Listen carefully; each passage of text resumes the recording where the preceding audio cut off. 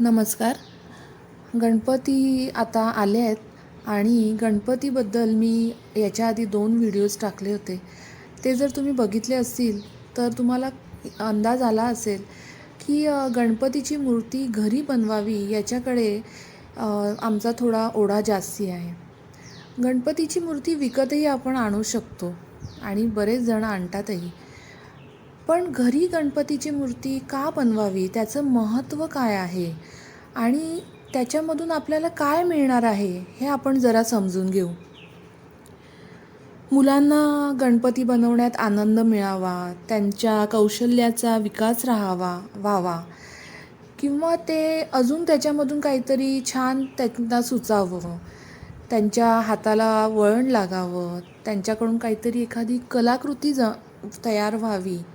ह्या गोष्टी तर महत्त्वाच्या आहेतच आणि त्याच्यासाठीच आपण मुलांकडूनही ही शाडूच्या मातीची गणपतीची मूर्ती आपण बनवून घ्यायचा प्रयत्न करतो. मुलांचा ह्याच्यामध्ये सहभाग असतो आणि मुलं त्याच्यातून खूप आनंदही घेतात.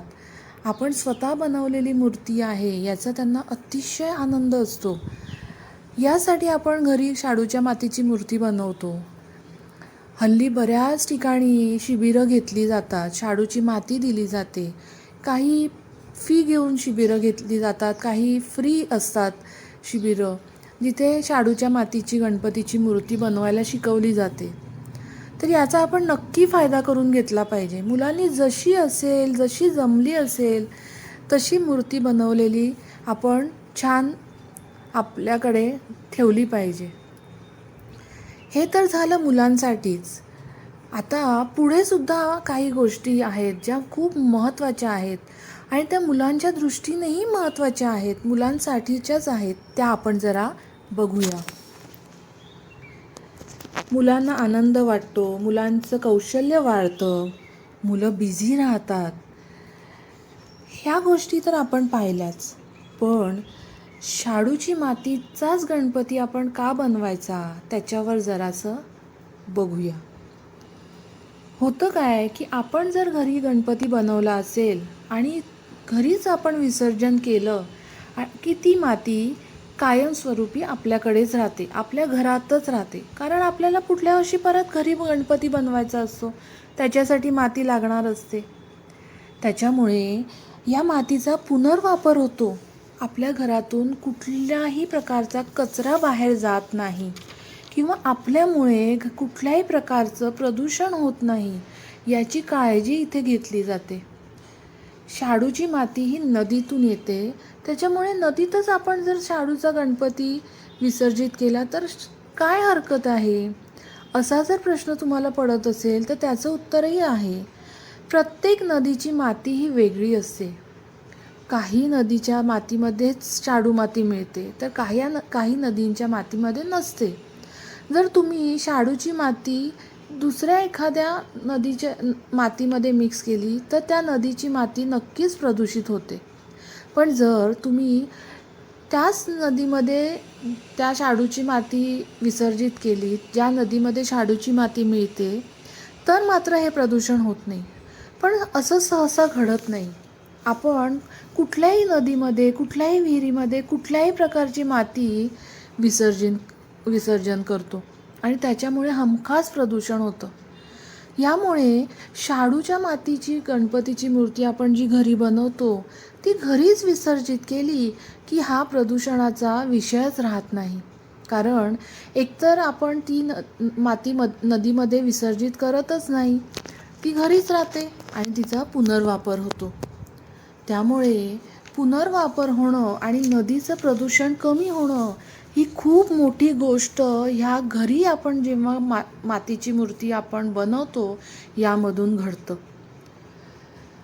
आता पुढचा अजून एक छानसा विचार याच्यातून सांगायचा आहे की गणपतीचं विसर्जन केलं, गणपतीची माती आपण थोडीशी घरी आणतो, पण इथे मात्र पूर्ण गणपतीच आपल्या घरी राहतो वर्षभर, मातीच्या स्वरूपात सुद्धा.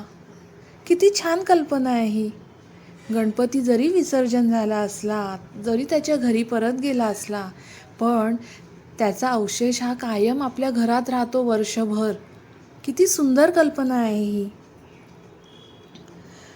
ह्याच्याहून एक धार्मिक गोष्ट एक सांगावीशी वाटते ह्याच्यामध्ये, की आपण ज्या मूर्ती विकत आणतो त्या शक्यतो पूर्ण भरलेल्या मूर्ती नसतात. आपण घरी मात्र जेव्हा शाडूची मूर्ती बनवतो तेव्हा ती अगदी पूर्ण भरलेली असते, खूप जड असते. आपल्या धार्मिक विचारांप्रमाणे जर बघितलं तर आपली जी गणपतीची मूर्ती हवी ती शाडूची हवी असते पहिली गोष्ट, आणि ती पूर्ण भरीव मूर्ती हवी असते. पोकळ मूर्ती नको असते. आता ह्याचं कारणही असंच आहे. माणसाचं शरीर म्हणा, कुठल्याही प्राण्याचं शरीर म्हणा, पोकळ असतं का? नाही ना. ते रक्ताचं, हाडामासाचं भरलेलं शरीर असतं. मग आपल्या गणपती बाप्पाची मूर्ती आपण अशी पोकळ आणायची का? तर ही मूर्ती भरीव असली पाहिजे. म्हणून तर पूर्वीच्या काळी मूर्त्या घरी बनवल्या जायच्या, शाडूच्या मातीच्या बनवल्या जायच्या. ज्या नदीतून शाडूची माती आणली जायची ती गावातच वाहत असायची आणि विसर्जन झाल्यावर ती शाडूची माती परत त्या नदीतच सोडली जायची. त्याच्यामुळे प्रदूषणही व्हायचं नाही. घरच्या घरी पूर्ण भरलेला गणपती बनवला जायचा. ह्या गोष्टी खूप महत्त्वाच्या आहेत ह्या आणि खूप मागे पडत चालल्या आहेत. म्हणून मी इन्सिस्ट करते की दरवर्षी शाडूच्या मातीची मूर्ती आणि भरीव मूर्ती आणि घरीच बनवलेली मूर्ती घरीच विसर्जन केली पाहिजे. आता जेव्हा आपण घरीच मूर्ती बनवतो तेव्हा आपले पैसे वाचतात. बाहेरून मूर्ती तर आपण आणतच नसतो. आता हे वाचवलेले पैसे आपण कुठल्या तरी चांगल्या कार्यासाठी वापरू शकतो. कारण सणासुदीचे दिवस असतात, सगळेच जण सण साजरे करू शकत नसतात. जे नाही करू शकत त्यांच्यासाठी आपण ह्या पैशातून काहीतरी नक्कीच चांगलं काम करू शकतो. गणपतीत आपण जी फुलं वाहिली जातात गणपतीला, त्याचंही घरीच कंपोस्ट करू शकतो आणि त्याची जी माती तयार होते ती आपल्या घरच्याच कुंडींमध्ये घालू शकतो.